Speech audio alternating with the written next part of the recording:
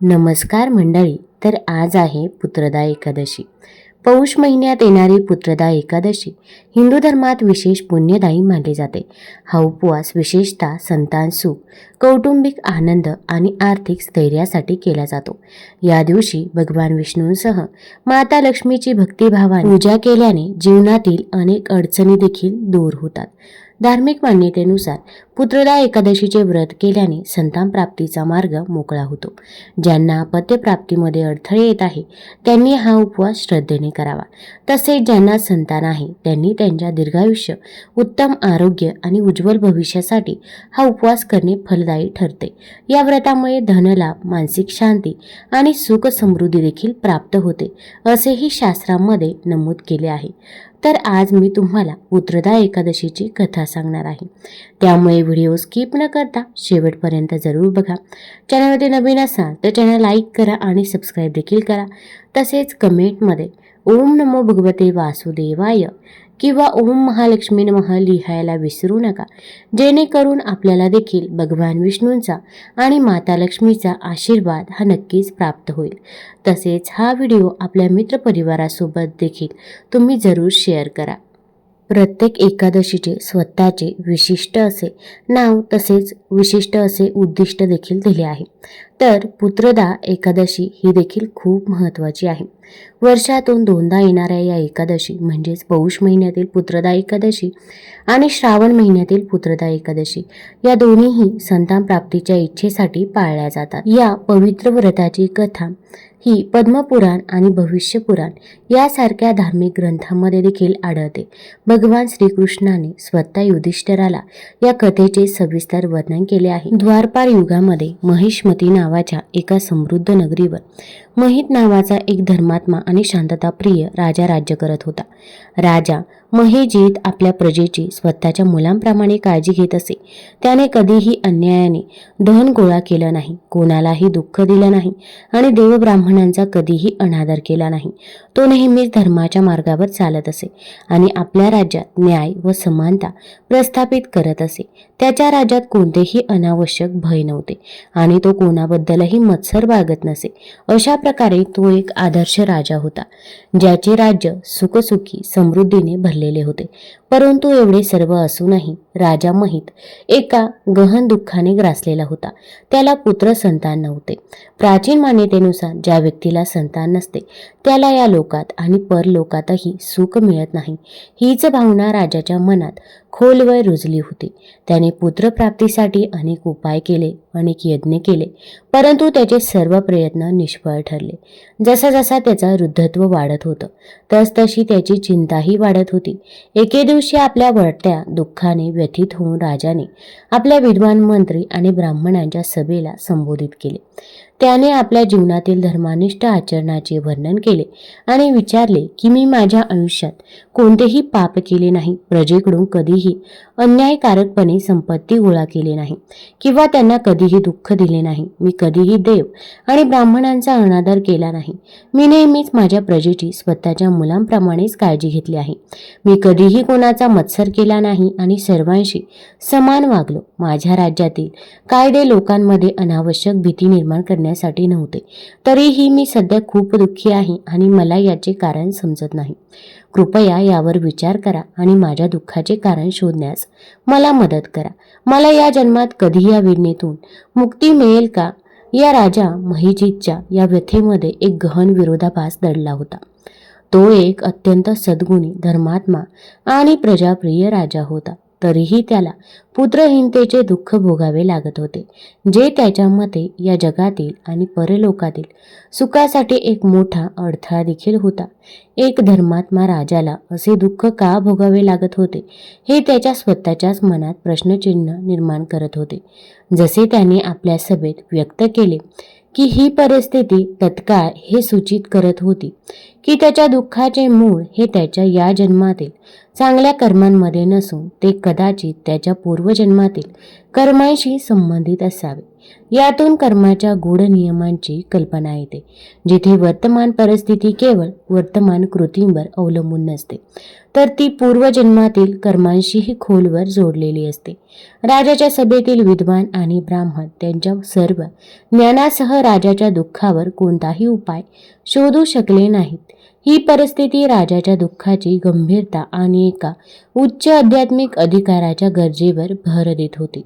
राजाच्या दुःखाने व्यथित झालेल्या आणि आपल्या प्रिय राजाबद्दलच्या निष्ठेने प्रेरित झालेल्या मंत्र्यांनी या समस्येवर उपाय शोधण्यासाठी एका महान ऋषीचा शोध घेण्याचे ठरवले. यासाठी ते घनदाट अरण्यात गेले. अरण्यात भटकत असताना त्यांना एक अत्यंत वयोवृद्ध, तपस्वी, धर्मज्ञ आणि शास्त्रांचे सखोल ज्ञान असलेले महात्मा लोमेश मुनी भेटले. लोमेश मुनी हे सनातन धर्माच्या गूढ तत्वांचे जाणकार होते आणि त्यांच्या तपश्चर्येने त्यांनी अगाध ज्ञान प्राप्त केले होते. मंत्र्यांनी अत्यंत नम्रतेने आणि आदराने त्यांना प्रणाम केले. लोमेश मुनींचे दर्शन झाल्याने त्यांना खूप आनंद झाला, कारण त्यांना विश्वास होता की महान पुरुषांच्या केवळ दर्शनाने सर्व कार्यांमध्ये देखील यश हे मिळत असतं. मंत्र्यांची नम्रता आणि चांगल्या आचरणाने प्रसन्न होऊन लोमेश ऋषींनी त्यांना त्यांच्या आगमनाचे कारण विचारले. त्यांनी सांगितले की हे महामंत्री, आपले शरीर चांगल्या कार्यांसाठीच आहे, त्यामुळे मी तुम्हाला निश्चितपणे मदत करण्याचा प्रयत्न करेन.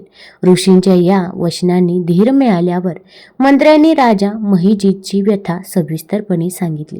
त्यांनी म्हटले की महिष्मतीपुरीचा धर्मात्मा राजा महिजित आपल्या प्रजेचे मुलांप्रमाणे पालन करतो, परंतु त्याला पुत्र संतान नसल्यामुळे तो खूप दुःखी आहे आणि त्याचे हे दुःख प्रजा म्हणून त्यांनाही जाणवत आहे. त्यांनी ऋषींना विनंती केली की हे महर्षी, कृपया आमच्या राजाला पुत्रप्राप्तीचा उपाय सांगा. हे आमच्यासाठी आणि आमच्या राज्यासाठी देखील एक मोठे उपकार असेल. मंत्र्यांची कळकळीची विनंती ऐकून लोमेश ऋषींनी आपले डोळे मिटले आणि राजाच्या पूर्वजन्माचे चिंतन करण्यासाठी खोल ध्यानात लीन झाले. आता हा एक गूढ आणि आध्यात्मिक अनुभव होता, ज्यातून त्यांना राजाच्या कर्मिक सत्याचा शोध घ्यायचा होता. काही क्षणांच्या गहन विचारानंतर ऋषींनी राजांच्या पूर्वजन्माचे रहस्य उघड केले. लोमेश ऋषींनी सांगितले की आपल्या पूर्वजन्मात राजा महिजित एक गर्विष्ठ आणि पापी व्यापारी होता, जो एका गावातून दुसऱ्या गावात भटकत असे. एकदा ज्येष्ठ महिन्याच्या शुक्ल पक्षातील एकादशीच्या दिवशी तो व्यापारी 2 दिवसांपासून उपाशी आणि तहानलेला होता. दुपारी तो एका जलाशयाजवळ पाणी पिण्यासाठी गेला. तिथे एक नुकतीच व्यायलेली गाय आपल्या वासरासह पाणी पित होती. आपल्या गर्विष्ठपणामुळे आणि तहानलेल्या अवस्थेमुळे त्या व्यापाऱ्याने त्या तहानलेल्या गायीला आणि तिच्या वासराला हकलून दिले आणि स्वतः पाणी पिऊ लागला. लोमेश ऋषींनी या पूर्वजन्मातील कृत्याचा राजाच्या वर्तमान दुःखाशी थेट संबंध जोडला. त्यांनी स्पष्ट केले की त्या तहानलेल्या आणि नुकत्याच व्यालेल्या गायीला पाणी पिण्यापासून हकलून देणे हे एक मोठे पाप होते, ज्यामुळे त्याला या जन्मात पुत्रहीनतेचे दुःख भोगावे लागत आहे. या उलट त्याच जन्मात त्याने एकादशीचे व्रत पाळले होते. जरी त्याने त्या दिवशी पाप केले असले तरी त्या व्रताच्या पुण्यामुळे त्याला या जन्मात एका धर्मात्मा राजाचे पद प्राप्त झाले. लोमेश ऋषींच्या रहस्य उलगडल्यामुळे मंत्र्यांना राजाच्या दुःखाचे मूळ समजले. हे कोणते अत्यंत भावुक झाले आणि त्यांनी तत्काळ उपाय विचारला. त्यांनी सांगितले की धर्मग्रंथामध्ये असे म्हटले की चांगली कर्मे पापांचा नाश करू शकतात. त्यामुळे त्यांनी ऋषींना विनंती केली की राजाच्या पूर्वजन्मातील पापांचे क्षालन होऊन त्यांना पुत्रप्राप्तीचा आशीर्वाद मिळावा, यासाठी कृपया एखादा मार्ग सुचवा. मंत्र्यांची कळकळीची विनंती ऐकून लोमेश ऋषींनी एक विशिष्ट आणि शक्तिशाली उपाय सांगितला. त्यांनी राजा, राणी आणि संपूर्ण प्रजेला पौष महिन्यातील शुक्ल पक्षातील पुत्रदा एकादशीचे व्रत पाळण्यास सांगितले. ऋषींनी व्रताच्या पालनाचे तपशीलवार नियमही सांगितले. त्यांनी सांगितले की सर्वांनी रात्रभर जागरण करावे, भगवान विष्णूंच्या दिव्य नामाचा जप करावा, भगवान विष्णूंची पूजा करावी आणि पंचामृत अभिषेकासारखे विधी करावे. तसेच त्यांनी विद्वान ब्राह्मणांना सोने, दागिने, वस्त्रे आणि धनदान करण्याचा सल्ला दिला. सर्वात महत्त्वाचं म्हणजे ऋषींनी त्यांना सांगितले की द्वादशीच्या दिवशी त्यांनी त्यांच्या सामूहिक व्रताचे सर्व पुण्य राजाला समर्पित करावे. ऋषींनी खात्री दिली की या कृतीने राजाचे सर्व दुःख हे नक्कीच नाहीसे होईल आणि त्याला तेजस्वी पुत्राची प्राप्ती होईल. लोमेश ऋषींनी सुचवलेला उपाय केवळ राजाने स्वतः व्रत पाळण्यापुरता मर्यादित नव्हता, तर त्यात राजा, राणी आणि सर्व प्रजेने एकत्रितपणे व्रत पाळण्याची सूचना होती. याहूनही महत्त्वाचे म्हणजे त्यांनी आपल्या व्रताचे पुण्य राजाला समर्पित करण्यास सांगितले. ही संकल्पना अत्यंत सखोल आहे. याचा अर्थ असा की आध्यात्मिक पुण्य केवळ वैयक्तिक नसते, तर ते एकत्रित केले जाऊ शकते आणि विशिष्ट हेतूने निर्देशित केले जाऊ शकते. हे सामुदायिक जबाबदारीची आणि सामायिक नशिबाची एक मजबूत भावना दर्शवते, जिथे राजाचे कल्याण हे एक सामूहिक प्रयत्न मानले जाते. यामुळे हिंदू धार्मिक विधींमधील पुण्यदान या संकल्पनेवर प्रकाश देखील पडत असतो. हे सूचित करते की सामूहिक आध्यात्मिक प्रयत्नांमुळे एक शक्तिशाली कर्मिक शक्ती निर्माण होऊ शकते. आध्यात्मिक साधनांद्वारेही राजाच्या कल्याणात सक्रियपणे सहभागी होते.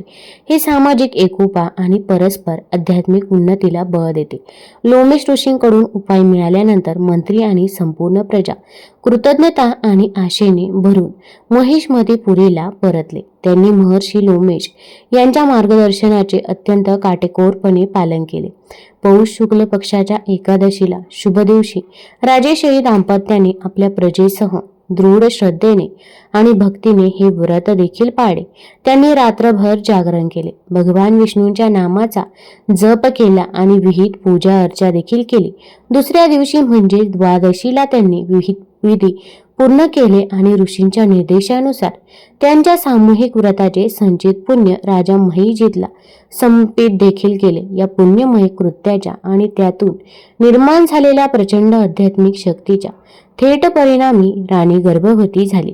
योग्य वेळी 9 महिन्यानंतर राणीने एका तेजस्वी आणि सुंदर अशा पुत्राला जन्म दिला. हा पुत्र मोठा होऊन राजाच्या योग्य वारस देखील बनला. या चमत्कारी घटनेमुळेच म्हणजे पुत्रप्राप्तीमुळेच ही एकादशी पुत्रदा एकादशी म्हणून ओळखली जाऊ लागली, ज्याचा अर्थ पुत्र देणारी असा आहे. पुत्रप्राप्ती ही केवळ व्रताचे फळ नसून ती दैवी कृपेचे आणि आशीर्वादाचे थेट प्रकटीकरण होते. पुत्राचा जन्म, एकादशी व्रत आणि त्याचे पुण्य समर्पण केल्याचा थेट आणि तत्काळ परिणाम म्हणून दर्शवला गेला आहे. ही प्रक्रिया हळूहळू घडणारी नसून ती प्रामाणिक भक्ती आणि अगदी सामूहिक आध्यात्मिक प्रयत्नांना मिळालेला दैवी प्रतिसाद म्हणून स्पष्ट केली आहे. तेजस्वी पुत्र या शब्दाचा उपयोग केवळ शारीरिक जन्मापुरता मर्यादित नसून तो एक धन्य सद्गुणी वारस जन्माला आल्याचे सूचित करतो. या घटनेमुळे आध्यात्मिक प्रथांच्या परिणामकारकतेवर आणि मानवी जीवनात दैवी हस्तक्षेपावर विश्वास दृढ होतो. जे लोक हे व्रत करतात त्यांच्यावर भगवान श्री विष्णूंची अपार कृपा होते आणि त्यांच्या मनोकामना देखील पूर्ण होतात असेही मानले जाते. जे लोक वर्षातून 2दा हे व्रत करतात त्यांना मोक्ष प्राप्त होतो आणि त्यांच्या मुलांना आरोग्याचे वरदान मिळते अशी देखील मान्यता आहे. ज्यांनी पुत्रदा एकादशीचे व्रत केले आहे त्यांनी लसूण कांदा विरहित अन्न खावे. यासह मनाने आणि शब्दाने ब्रह्मचर्य पाळावे. दशमीपासून द्वादशीपर्यंत भगवान विष्णूंचे ध्यान करावे. व्यक्तीने एखाद्या दिवशी उपवास केला नाही त्यांनी एकादशीच्या दिवशी तामसिक अन्न देखील वर्ज्य करावे. यासह खोटे बोलणे, अनैतिक कृत्य करणे, राग, लोभ इत्यादी गोष्टींपासून अंतर ठेवले पाहिजे. तुम्हाला जर ही कथा आवडली असेल तर चॅनल लाईक करा, सबस्क्राईब करा आणि आपल्या मित्रपरिवारासोबत जरूर शेअर करा. धन्यवाद.